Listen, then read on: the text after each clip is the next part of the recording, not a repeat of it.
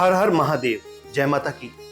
बहुत सारे लोग नवग्रहों से पीड़ित होते हैं, यानी किसी का सूर्य खराब, किसी का चंद्र, किसी का मंगल, तो किसी का बुध, गुरु इत्यादि।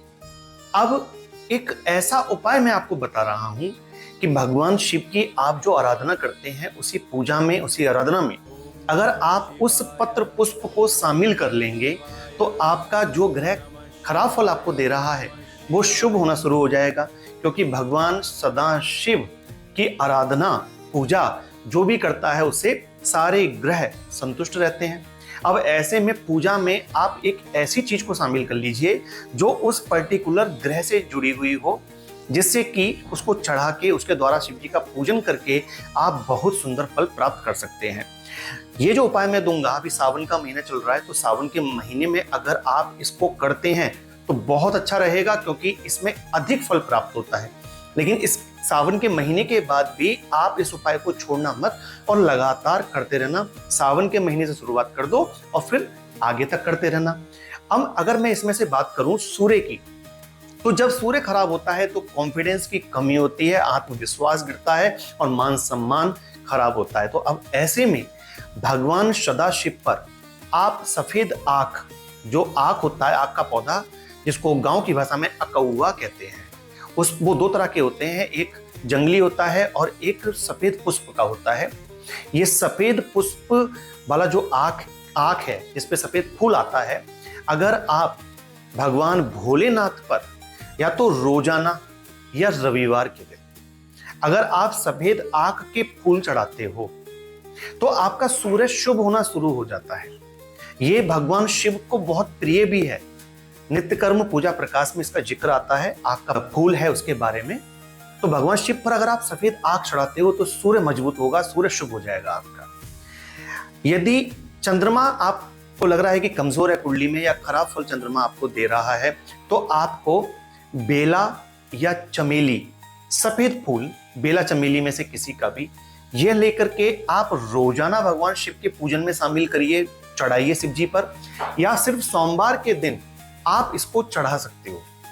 ये बहुत अच्छा हो जाएगा चंद्रमा के लिए अगर आप इसको अपनी पूजा में सम्मिलित कर लेते हैं तो। मंगल की बात करें तो मंगल के लिए लाल गुड़हल जो होता है, अगर ये गुड़हल का फूल अगर आप मंगलवार के दिन या रोज भगवान शिव पर मंगल देवता का ध्यान करते हुए कि हे भोलेनाथ मेरे मंगल ग्रह शुभ हो जाएं, ऐसे सोच करके आप अर्पण करते हैं नमः शिवाय बोल करके, तो बहुत अच्छा फल यहाँ मंगल का मिलना शुरू हो जाएगा आपको।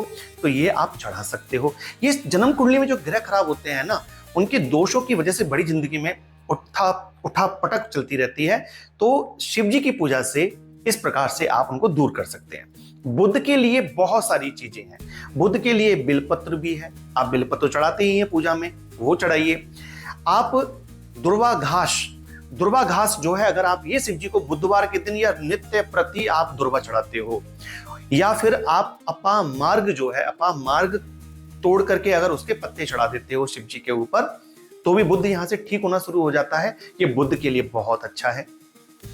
बृहस्पति को ठीक करना है, तो बृहस्पति को ठीक करने के लिए यहां पर गेंदे का जो फूल होता है, आप गेंदे के फूल को, या पीला कनेर का जो फूल होता है, पीला कनेर आप चढ़ाओ या गेंदे का फूल आप भगवान भोलेनाथ पे चढ़ाओ, तो बृहस्पति महाराज जो है वो शुभ फल देना शुरू करते हैं। कोई भी वस्तु आप चढ़ा रहे हो ना, तो वहां पर ना उस ग्रह का ध्यान भी कर लेना है, भगवान सदाशिव से प्रार्थना कर लेनी है कि हे भोलेनाथ मेरे बृहस्पति ग्रह को शुभ करिए, और ये करके चढ़ा दीजिए, क्योंकि उन्हीं में तो सारे ग्रह बसते हैं।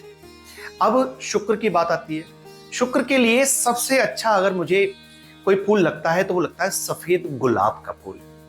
सफेद गुलाब को अगर आप शिव जी को चढ़ाते हो तो इससे आपका शुक्र बहुत अच्छा हो जाता है, बहुत अच्छा फल ये आपको देने लगता है। यदि सफेद गुलाब किसी कारण से नहीं मिलता तो रात की रानी, मोगरा, चमेली, ये सफेद फूलों में से कोई भी फूल आप चढ़ा सकते हैं। शनि की बात आती है तो शनि के लिए सबसे अच्छा है शमी पत्र। शमी का जो पत्ता होता है ये भगवान शिव को बहुत प्रिय है, और शमी पत्र के बारे में नित्य कर्म पूजा प्रकाश में लिखा है, बेल पत्र से भी ज्यादा फल मिलता है शमी पत्र चढ़ाने का। तो तो भगवान सदाशिव से प्रार्थना करके शनि महाराज के बारे में कि हे भोलेनाथ मेरे शनि ग्रह को शुभ करिए, आप शनिवार के दिन या रोजाना शमी पत्र भगवान भोलेनाथ पर समर्पित करना शुरू कर दीजिए। आपके शनि शुभ फल देना प्रारंभ कर देंगे। राहु को शुभ करना चाहते हैं तो राहु के लिए यहां पर जो फूल आता है वो आता है नीले रंग का फूल, खास करके अपराजिता का फूल। अगर आप अपराजिता के फूल को भगवान भोलेनाथ को रोजाना या शनिवार के दिन चढ़ाते हैं शिव जी के ऊपर और प्रार्थना करते हैं अपने राहु को शुभ होने के लिए, तो आपके राहु यहाँ पर अपना फल बदलते हैं और आपकी कुंडली में शुभता बनाए रखते हैं।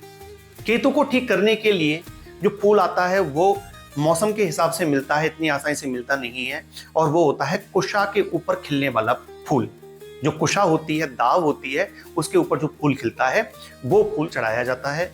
लेकिन अगर आप कुशा अर्पण करेंगे भोलेनाथ पर, या आप जल के लोटे में जल लेंगे, जल के लोटे में कुशा डाल करके और उस जल को भगवान शिव पे चढ़ाएंगे और प्रार्थना करेंगे कि मेरे केतु ग्रह की जो बाधाएं हैं, जो दोष हैं, हे भगवान भोलेनाथ आप उनको दूर कर दीजिए, तो जल में कुशा डाल करके उसका अभिषेक भगवान भोलेनाथ पर अगर आप करते हैं तो आपका केतु शुभ फल देना प्रारंभ कर देता है।